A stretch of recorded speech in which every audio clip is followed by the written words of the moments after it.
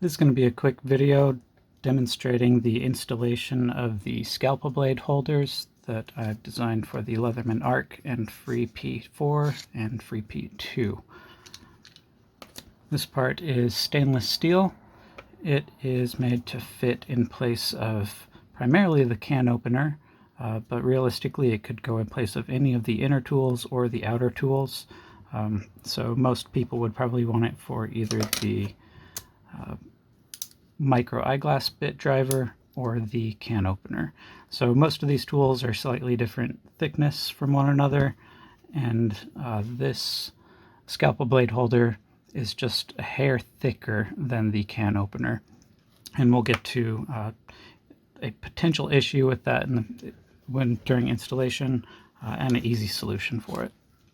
So the first step is, if you've never taken your tool apart before, I recommend softening the Loctite on the pivots back here. This pivot screw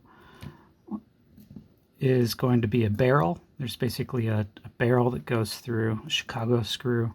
And this is going to be the female side on the blade side. And then this side on the saw side is just going to be a screw that screws into that. So you'll need 2 T8 Torx screws, and I recommend getting some of decent quality. My tool, I've already taken it apart, so the Loctite doesn't need to be broken, but use a heat gun or soak it in boiling water for a minute or two to soften up that Loctite if you've never taken it apart before. And then after you've taken it apart, I usually just leave the existing Loctite that's on there in place and don't add any more, and that's been enough for me to keep things from moving.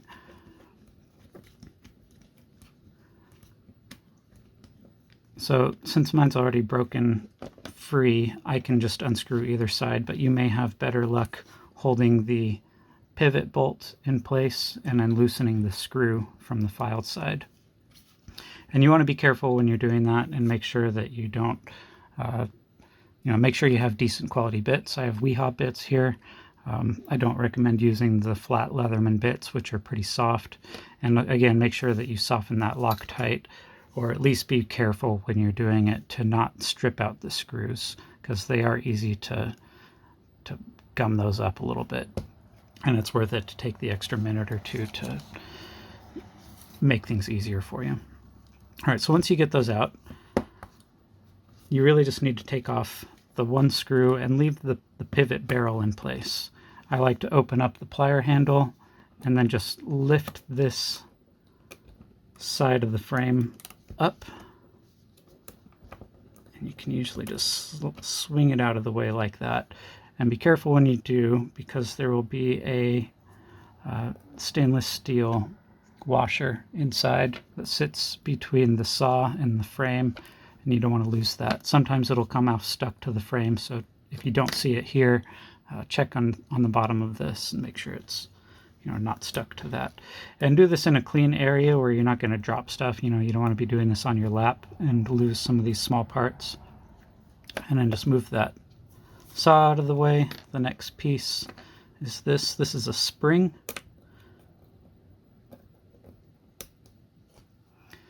So the retention, what keeps the bits closed on the Free Series tools, is a combination of these springs right here and this little magnet right there. You can see it.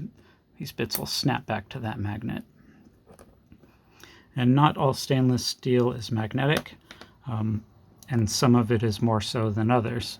The stainless steel in the Free Series parts is pretty magnetic. It's very magnetic. It's 420 HC, I believe, which is, it doesn't have any nickel in it, and that's generally what keeps things from responding to magnets. So I recommend switching the position of these. So I took the can opener off. Normally the can opener is right next to the blade. You can see right there between this spring and then the bit driver. I'm going to take that out, and rather than putting the scalpel blade holder right in its place, I'm going to install the bit holder.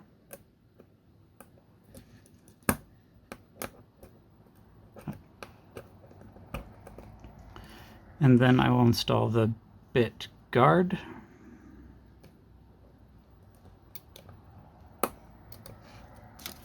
And then I will install Scalpel Blade Holder.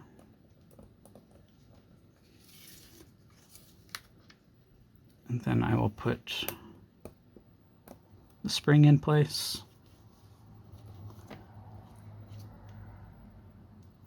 Followed by the saw.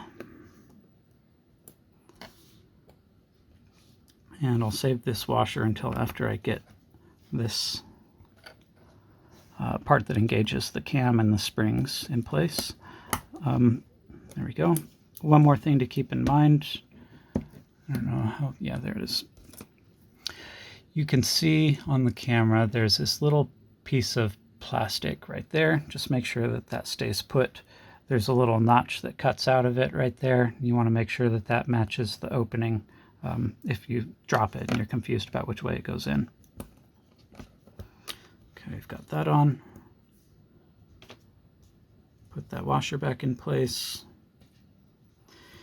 And now comes the tricky part. I don't know that I'm going to be able to capture this in the camera, how much clearance there is there. If you drop this stainless steel washer, chances are it's going to stick to that magnet, so check there first before you go looking on the floor. Okay, you can see there's not very much of that pivot barrel sticking out. It's only about a 1/2 millimeter or so, or 30/2 of an inch.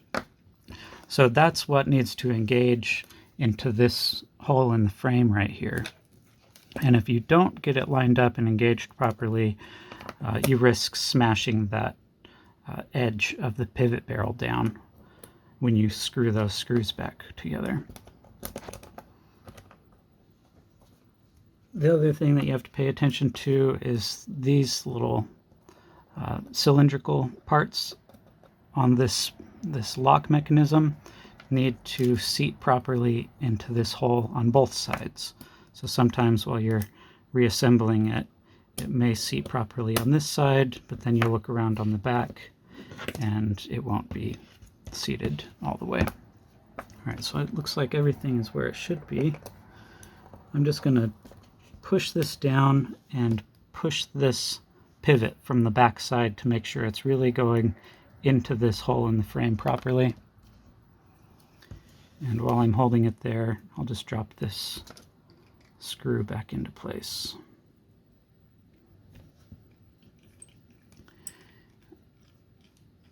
And I don't need a screwdriver bit, a T8 bit on the other side just to screw this in there. I will use it to tension it properly. So that's it. Now it's in place. You can see where it fits. The reason I recommend it going right here is because now that blade is shielded between this retention bracket for the bit holder and also between the saw and also between the plier head. And another benefit to it being there is when you go to open up that bit, I made that too tight. When you go to open up that bit holder, you're going to push right here, and with that extra piece of sheet metal in between the bit holder and the scalpel blade holder, it makes it less likely that you're accidentally going to push that scalpel blade holder open. Now, I've designed the scalpel blade holder to where it really can't be pushed all the way out like this. You can see when I push on it, it does lift a little bit. Let me go ahead and put a blade in there so you can see what it's doing. And the blades on these just are a keyhole design, so it fits on there like that and then slides back into place. And it's a nice secure lock and fit. I get all of these parts 3D printed, and they come to me in a pretty rough, raw state. Here's one from the Wave. You can see this is how they come. They're pretty gnarly. I used to have the manufacturer. Well, I used to make these myself, cast them in bronze or in silver, but opting for a stronger stainless steel material, especially one since I want it to be able to stick to the magnets. I've got to get them 3D printed. And I found a 3D printer to work with, but nobody does the finishing on them the way that I like it to be. And, you know, as the old saying goes, if you want something done right, you got to do it yourself. So they either come like this, or sometimes they'll come like this one here, which I don't know if that's, there we go. You can see it's pretty rough. The blades don't really fit on there properly when I get them, and neither do, you know, it doesn't fit the tool properly. So I drill them out, I machine the surface of them down, or grind the surface of them down, drill the pivot, grind out the key engagement for the blade, and just try and clean everything up and make it as smooth and nice as possible. So here's one that's been finished properly. So again, that little piece of sheet metal has a functional purpose in just preventing this from accidentally getting lifted too high. So if that wasn't there, you may be able to lift it while you're getting the screwdriver bit out, which is one reason why this is probably better suited for the ARC than the P4. I mean, it'll work just fine on the P4 or the P2, but it's something to keep in mind. If you lift that up with your thumb, make sure that you just close it properly. So this is snapped down with magnets, somewhat, but most of the retention on this, you can see the lock mechanism starts lifting up as soon as I lift this tool. So it's engaged. The lock mechanism is engaging this tool, or the cam mechanism is engaging this tool in the closed position to hold it closed, which is different from, say, the bit holder or any of the other inner tools, which are just free floating, only held in place by the magnets until they reach about 35 degrees, 45 degrees or so in the open position. So I mentioned the thickness difference. This can opener measures 1.87 millimeters thick. The Scalpel Blade Holder, which is designed to open by grabbing it by the little nail nick there, rather than opening it the way you open the other tools. And that's just for safety reasons. You don't want to push on that and have that blade stick up and hit you in the palm of the hand. So it's just one extra measure to keep it closed unless you really want to get it out. So this is 1.99 millimeters, or just a hair under 2 millimeters, maybe right at 2. There we go, 1.96. So it's about 0.1 millimeters thicker, which is the same thickness of a sheet of paper. And it isn't very much, but there is a potential issue, and that is that this saw blade, and I've seen this happen on other tools just straight from the factory, but the saw could potentially scrape the frame when it's being closed. If it's got any lateral force on it this way, it'll snag on the frame. And that can depend too on how tight you've got your tools. So I recommend tightening up that pivot first and getting it fairly tight, and then backing off gradually until you get it to the tension and the action that you like. So that I can feel that's tighter than it ought to be. I'll just back out a little bit more. That's pretty good. Feels about right. And then you want to check the side-to-side play in here. It's maybe a little more play than I want. That's good. Okay, so now if you've got, the tighter it is, the less likely it will be to catch on the frame. And if it does pose a problem for you, I include a set of shims with my scalpel blade holders, and these are optional. If you end up installing this in place of, say, a thicker tool like the eyeglass bit holder, which I believe that's around 2.5 millimeters, 2.6, you'll need to add, about 0.6 millimeters of shim in there. So I include 1.5 millimeter thick shim and 1.1 millimeter, and that can just be used as a washer if you want to use it somewhere else too to decrease friction. And you'll notice this shim here, it's kind of hard to see on this background.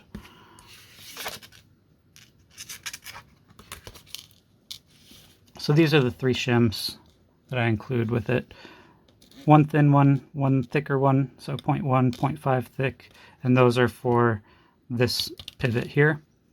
This one with the larger hole will go basically underneath where the pocket clip is. So for that, you'll need a T6 screw to remove the pocket clip.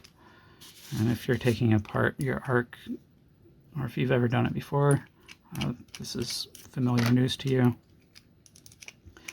So just take out those 2 screws. Again, they've got a little bit of blue Loctite on these ones. These ones are more meant to come out than the other ones. They're not going to put up as much of a problem or much of a challenge. And then you'll need T8 on this pivot. And this is going to be the same thing.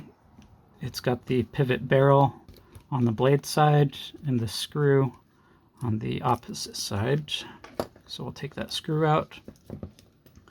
I'll lift up this frame and just be careful not to rotate this piece here around, because it can get a little bit confusing if you've never messed with it before. And then I'll just put that shim right there. And once that shim's in place,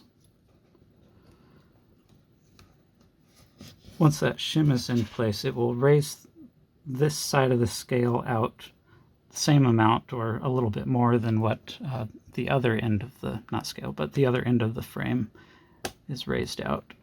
And that will still be able to engage, the pivot will still be able to engage the frame there because it's not too thick. But it will provide a little bit more clearance, just enough clearance for that saw blade to not scrape on it or snag on the frame. And again, you want to tighten this down until you've got the action in the pliers that you want. You can see this one's pretty smooth and free. This one's a little bit tighter. I actually like mine to be on the tighter side, just because it makes the whole tool feel more rigid, like it's less sloppy, which the Free Series tools have a tendency to feel a little bit sloppy to me.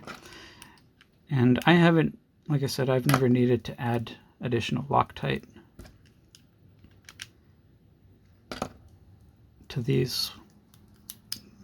That feels about how I like it.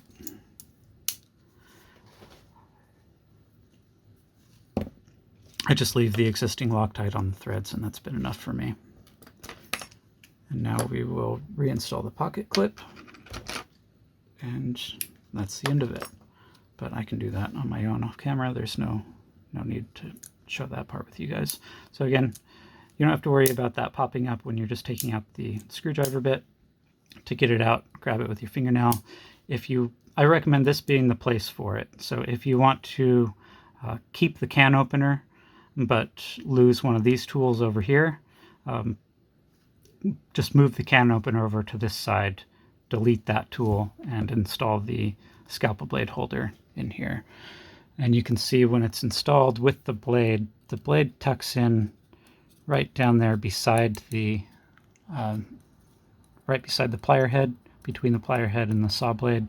So there's no way you can accidentally catch your finger on it when it's in the closed position. Then when it's in the open plier position, the opposite side of it, it is a little bit more exposed, but when you're using the pliers, you're not going to be digging your fingers down inside the handle like that, where it could pose a little bit more of a risk. But just be aware, it's about almost 1/4 of an inch. The tip of the blade is almost 1/4 of an inch sunken down in here. So it's you definitely have to stick your finger in there in order to try and catch something. But it is possible, although unlikely. But anytime you're dealing with any sort of sharp object, you need to be aware of, where the pointy parts are. So that's about it.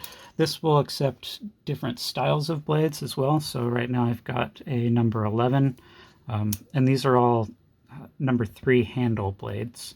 So this is a pretty common number 11 scalpel blade.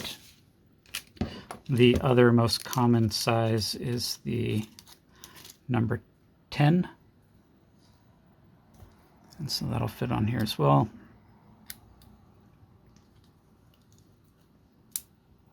And that also tucks in neatly beside the plier head with the point, completely out of the way.